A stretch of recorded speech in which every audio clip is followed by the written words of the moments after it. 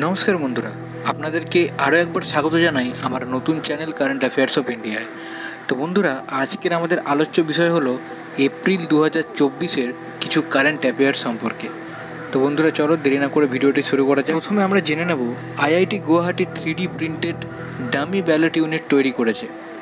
Indian institute of technology Guwahati আসামের নির্বাচনী commission Kamrup জেলার systematic voters education and electoral participation সেলের সহযোগিতায় একটি 3D printed dummy ballot unit তৈরি করেছে।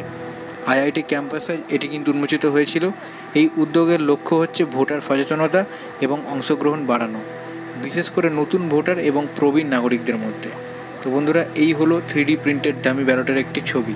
তো বন্ধুরা, আমাদের পরবর্তী যে টপিক সেটা হচ্ছে ভারতীয় নৌবাহিনীর মহিলা অফিসাররা ঐতিহাসিক ট্রান্স ওশেনিক অভিযান সম্পূর্ণ করেছেন। লেফটেন্যান্ট কমান্ডার দিলনা এবং লেফটেন্যান্ট কমান্ডার রূপা ভারতীয় নৌবাহিনীর দুই মহিলা অফিসার ভারতীয় নৌ সেলিং ভেসেল আইএনএসভি তারিণীতে প্রায় 2 মাসের ট্রান্স ওশেনিক অভিযান সফলভাবে সম্পন্ন করে ইতিহাস সৃষ্টি করেছেন। তারাই ভারতের প্রথম মহিলা যারা এই অসাধারণ কৃতিত্ব অর্জন করেছেন। 28শে ফেব্রুয়ারি 2024-এ গোয়া থেকে ফ্ল্যাগ অফ করা অভিযানটি 21শে এপ্রিল 2024-এ তারিণীর বিজয়ী বন্দরে তার বেস পোর্টে ফিরে আসার পর শেষ হয়েছিল। সিডিআর রূপা 21শে মার্চ 2024-এ মরিশাসের পোর্ট লুইসে পৌঁছানোর আগে 22 দিন ভারত মহাসাগরে নেভিগেট করেছিলেন।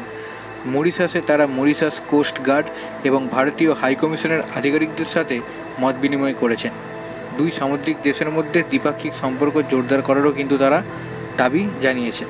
তো আমাদের পরবর্তী যে বিষয় সেটা হচ্ছে মাইক্রোসফটের নতুন image to video AI model ভাষা 1 কি। মাইক্রোসফটের সদ্য প্রবর্তিত ভাষা 1 এআই মডেল জেনারেটিভ কৃত্রিম বুদ্ধিমত্তার ক্ষেত্রে একটি উল্লেখযোগ্য অগ্রগতির প্রতিনিধিত্ব করে। এই এআই মডেলটিতে শুধুমাত্র একটি পোর্ট্রেট ফটো এবং একটি সংশ্লিষ্ট স্পিচ অডিও ট্র্যাক থেকে হাইপার রিয়েলিস্টিক কথা বলার মুখ তৈরি করার ক্ষমতা রয়েছে। ভাষা নামটির অর্থ হলো ভিজুয়াল এফেক্টিভ স্কিল, যা অডিও ইনপুটগুলির সাথে সিঙ্ক্রোনাইজ করা প্রাণবন্ত অভিব্যক্তিপূর্ণ মুখের অ্যানিমেশন তৈরি করার ওপর মডেলের ফোকাসকে হাইলাইট করে। ভাষা 1 রিয়েল টাইমে অডিও চালিত কথা বলার মুখ তৈরি করতে পারদর্শী। সুনির্দিষ্ট ঠোঁট সিঙ্কিং এবং প্রাকৃতিক মাথার নড়াচড়া সহ মুখের অভিব্যক্তির বিস্তৃত পরিসর প্রদর্শন করে কিন্তু এই ভাষা 1। আমাদের পরবর্তী টপিক প্রজেক্ট নিম্বাস কি। প্রযুক্তি জায়ান্ট গুগল সম্প্রতি ইসরায়েলি সরকারের সাথে একটি লাভজনক ক্লাউড কম্পিউটিং চুক্তি প্রজেক্ট নিম্বাসের কিন্তু চালু করেছে। তো বন্ধুরা, প্রজেক্ট নিম্বাসের বিরুদ্ধে কর্মচারীদের বিক্ষোভ পরিচালনার কারণে কিন্তু এটি শিরোনাম হয়েছে। এপ্রিল 2024 সালে গুগল 20 জন কর্মচারীকে বরখাস্ত করেছে। তো বন্ধুরা, এই সমষ্টিগুলি এমনকি যারা অংশগ্রহণ করেনি তাদের মধ্যেও কিন্তু ফুটে উঠেছে। প্রজেক্ট নিম্বাস কি। প্রজেক্ট নিম্বাস 2021 সালে স্বাক্ষরিত একটি $1.2 বিলিয়ন চুক্তি, যেখানে গুগল অ্যামাজনের পাশাপাশি ইসরায়েলের উন্নত ক্লাউড পরিষেবা এবং এআই ক্ষমতা কিন্তু প্রদান করে। গাজায় চলমান সংঘাতের সময় এই প্রযুক্তিগুলি সামরিক ক্রিয়াকলাপে সমর্থন করতে পারে এমন অভিযোগের চারপাশে বিতর্কটি বিশেষভাবে ছড়িয়ে পড়ে। গুগল এর আশ্বাস দিয়েছে যে এটি কিন্তু সরাসরি সামরিক অভিযানে সহায়তা করবে না। তো বন্ধুরা, চলো আমরা পরের টপিকটি দেখে নিই।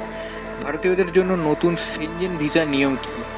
তো ইউরোপীয় ইউনিয়ন সেনজেন ভিসার জন্য আবেদনকারী ভারতে বসবাসকারী ভারতীয় নাগরিকদের জন্য ক্যাসকেড নামে একটি নতুন ভিসা স্কিম চালু করেছে। এই স্কিমের অধীনে ভারতীয় ভ্রমণকারীরা এখন দীর্ঘমেয়াদ সহ একাধিক প্রবেশ ভিসা পেতে পারেন। উদ্দেশ্য হলো যাদের পাসপোর্ট অনুমতি যতক্ষণ না হচ্ছে তাদের জন্য কিন্তু ভ্রমণের প্রমাণিত ইতিহাসের জন্য ভিসায় সহজে প্রবেশের সুবিধা দেওয়া।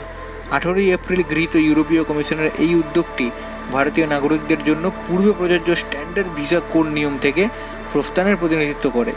এই নতুন নিয়মগুলি মাল্টিপল এন্ট্রি ভিসা পাওয়ার জন্য আরও সুবিধাজনক শর্ত দেয়, যা ভারতের সাথে সম্পর্ক জোরদার করার এবং দুই অঞ্চলের মধ্যে পর্যটন ও ব্যবসায়িক বিনিময়কে উন্নত করার জন্য ইউএর প্রচেষ্টাকে কিন্তু প্রতিফলিত করে। তো বন্ধুরা, আজকের এই আলোচনা এইটুকুই ছিল। যদি আমার এই আলোচনাটি আপনাদের ভালো লেগে থাকে অবশ্যই লাইক, কমেন্ট এবং শেয়ার করে দেবেন। ধন্যবাদ।